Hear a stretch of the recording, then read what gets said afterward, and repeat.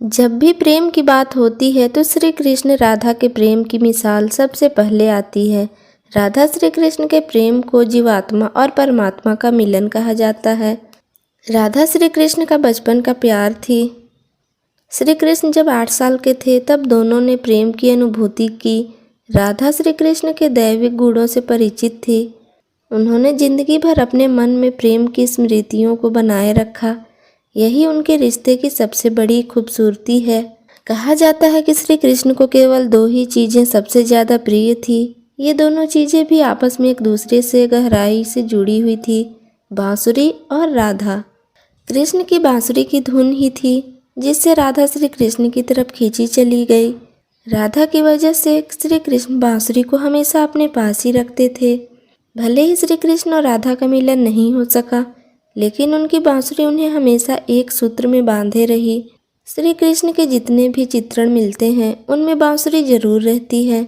बांसुरी श्री कृष्ण के राधा के प्रति प्रेम का प्रतीक है। वैसे तो राधा से जुड़े कई अलग अलग विवरण मौजूद हैं। भगवान श्री कृष्ण से राधा पहली बार तब अलग हुई जब मामा कंस ने बलराम और श्री कृष्ण को आमंत्रित किया। वृंदावन के लोग यह खबर सुनकर दुखी हो गए। मथुरा जाने से पहले श्री कृष्ण राधा से मिले थे। राधा कृष्ण के मन में चल रही हर गतिविधि को जानती थी। राधा को अलविदा कह कृष्ण उनसे दूर चले गए। कृष्ण राधा से ये वादा करके गए थे कि वो वापस आएंगे, लेकिन कृष्ण राधा के पास वापस नहीं आए। उनकी शादी भी रुक्मणी से हुई। रुक्मणी ने भी श्री कृष्ण को पाने के लिए बहुत जतन किए थे। श्री कृष्ण से विवाह के लिए वह अपने भाई रुक्मी के खिलाफ चली गई। राधा की तरह वह भी श्री कृष्ण से प्यार करती थी। रुक्मणी ने श्री कृष्ण को एक प्रेम पत्र भी भेजा था कि वह आकर उन्हें अपने साथ ले जाएं। इसके बाद ही श्री कृष्ण रुक्मणी के पास गए और उनसे शादी कर ली। कृष्ण के वृंदावन छोड़ने के बाद से ही राधा का वर्णन बहुत कम हो गया। राधा और कृष्ण जब आखिरी बार मिले थे तो राधा ने कृष्ण से कहा था कि भले ही वो उनसे दूर जा रहे हैं, लेकिन मन से कृष्ण हमेशा उनके साथ ही रहेंगे। इसके बाद कृष्ण मथुरा गए और कंस और बाकी राक्षसों को मारने का अपना काम पूरा किया।